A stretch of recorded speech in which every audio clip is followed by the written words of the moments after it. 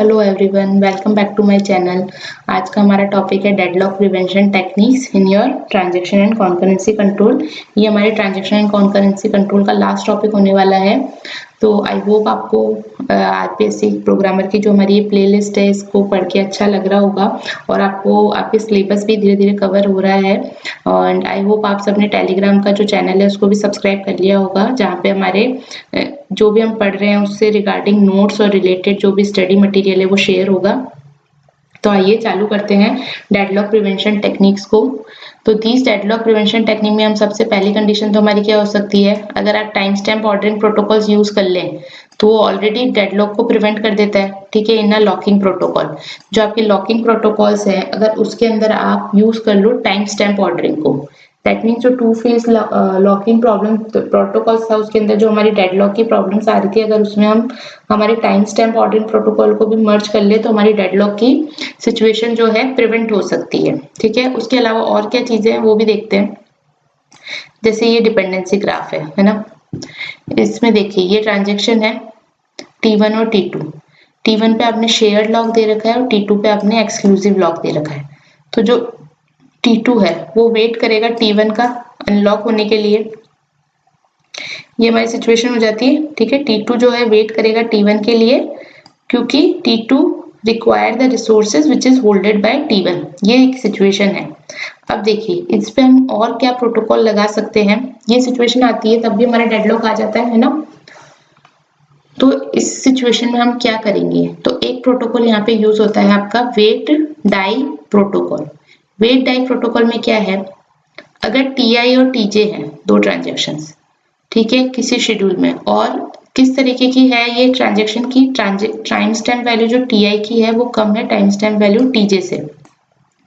ठीक है, ये सिचुएशन है। देखिए हम क्या कर रहे हैं यहाँ पे, समझा दूं मैं, यहाँ पे हम हमारी जो लॉकिंग टेक्निक्स हैं, लॉकिंग प्रोटोकॉल्स हैं, उसमें ऐड करना चाह रहे हैं हमारे टाइम स्टैम्प ऑर्डरिंग प्रोटोकॉल को। किस लिए, डेडलॉक की सिचुएशन को रिमूव करने के लिए। तो उसमें सबसे पहला जो है वेट डाई प्रोटोकॉल हम यूज कर सकते हैं। ठीक है, और ये हमें सिनेरियो बताया है कि इस तरीके से सिनेरियो आएगा आपके पास, है ना।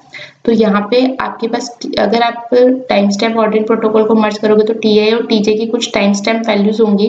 अब हम यहाँ पे कह रहे हैं जो Ti और Tj की टाइम स्टैम्प वैल्यू किस तरीके की वैल्यू की, Ti की टाइम स्टैम्प वैल्यू Tj से कम है।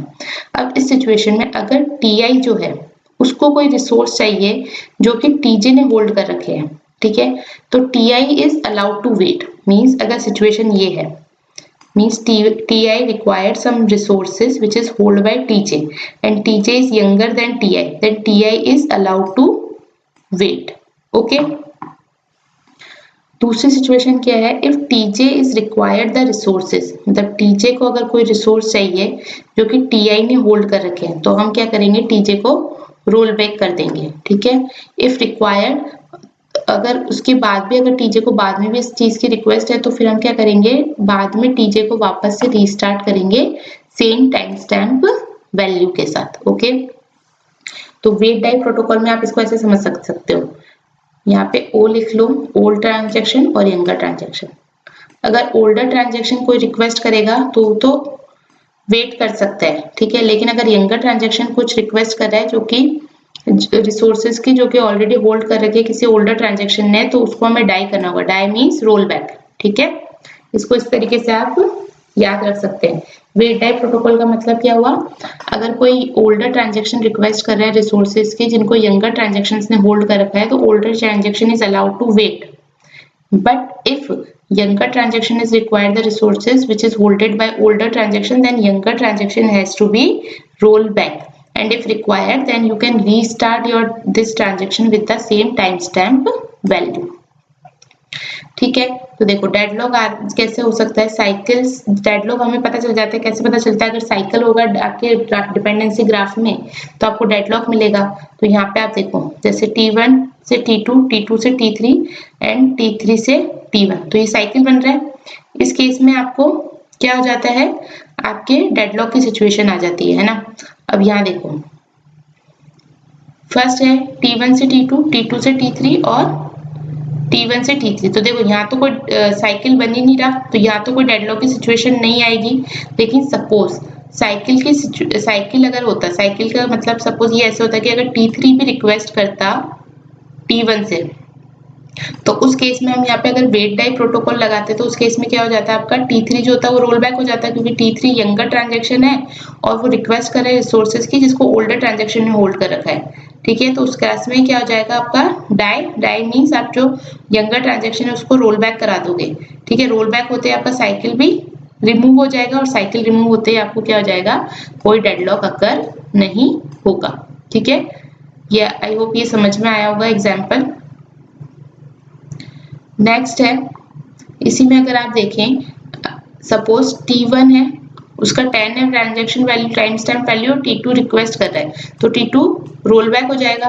फिर सेम T3 है और T2 ने अपनी टाइम स्टैम्प वैल्यू चेंज कर ली तो उस केस में भी वापस ये रोल बैक हो जाएगा क्योंकि T2 की टाइम स्टैम्प वैल्यू ज्यादा है। अगेन T4 और T2 की सिचुएशन में वापस T2 ने रिक्वेस्ट करी बट T2 की टाइम स्टैम्प वैल्यू अब 60 और T4 की टाइम स्टैम्प वैल्यू 50 है, तो इस केस में भी T2 रोल बैक हो जाएगा। तो ये तो ये अब किसकी सिचुएशन अराइज हो गई यहाँ पे, स्टारवेशन की। अब इस केस में अगर मैं T2 जो है, जो कि बार बार रोल बैक हो रहा है, इसको अगर रीस्टार्ट करती हूँ सेम टाइम स्टैम्प वैल्यू से, देखो restart with same time stamp value, तो चलो यहाँ पे तो ये रोल बैक हो गया, लेकिन इसने जब वापस से रीस्टार्ट किया अपनी सेम टाइम स्टैम्प वैल्यू से और सपोज T3 की वैल्यू 30 भी आती है, तो क्या होगा उस केस में, ये रोल बैक नहीं होगा, it is allowed to wait. लेकिन सपोज अगर T3 रिक्वेस्ट करेगा तो ये रोल बैक हो जाएगा। ठीक है, so no possibility of starvation if you restart your rollback transaction with the same timestamp value। दूसरा जो प्रोटोकॉल होता है वो होता है बाउंड वेट प्रोटोकॉल। इसमें भी देखिए कंडीशन क्या है, टी टीजे दो ट्रांजेक्शन है, टी की टाइम स्टैम्प वैल्यू टीजे की टाइम स्टैम्प वैल्यू से कम है। अब अगर टी को कोई रिसोर्स चाहिए जो टीजे ने होल्ड कर रखे हैं, तो हम क्या करेंगे, रोल बैक कर देंगे टीजे ट्रांजेक्शन को और रीस्टार्ट करेंगे टीजे ट्रांजेक्शन को with the same time stamp value if required, ताकि स्टारवेशन की प्रॉब्लम भी अकर ना हो। और दूसरा क्या है, अगर टीजे को कोई रिसोर्स चाहिए, ठीक है, जो कि टीआई ने होल्ड कर रखे हैं, तो TJ is allowed to wait. ठीक है, तो दो सिचुएशन क्या हो गए, अगर टीआई को कोई रिसोर्स चाहिए जिसको टीजे ने होल्ड कर रखे हैं, है ना, तो टीजे को रोल बैक कर देंगे, और अगर टीजे को कोई रिसोर्सेज चाहिए जो टीआई ने होल्ड कर रखे हैं, तो टीजे जो है it is allowed to wait. तो देखो एक चीज क्या कॉमन है, थोड़ा सा इसको याद करने में इजी रहेगा और अगर क्वेश्चंस आएंगे तो आप अच्छे से इंटरप्रेट कर पाएंगे। देखो वेट टाई तो इजीली आप इसके जो टर्म्स हैं प्रोटोकॉल के अंदर उसी से इसको रिलेट कर सकते हैं।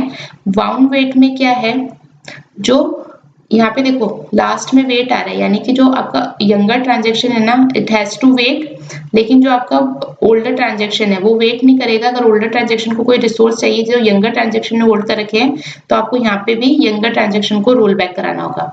तो इन एनी केस आपका यंगर ट्रांजेक्शन ही हमेशा रोल बैक हो रहा है, चाहे बाउंड वेट का प्रोटोकॉल हो चाहे वेट डाई का प्रोटोकॉल हो। तो ये दो प्रोटोकॉल्स आपके यूज होते हैं डेडलॉक सिचुएशन को रिमूव करने के लिए आपके लॉकिंग प्रोटोकॉल्स में। So that's it for this lecture. I hope आपको ये लेक्चर समझ में आया हो। So please like and subscribe my channel. Thank you.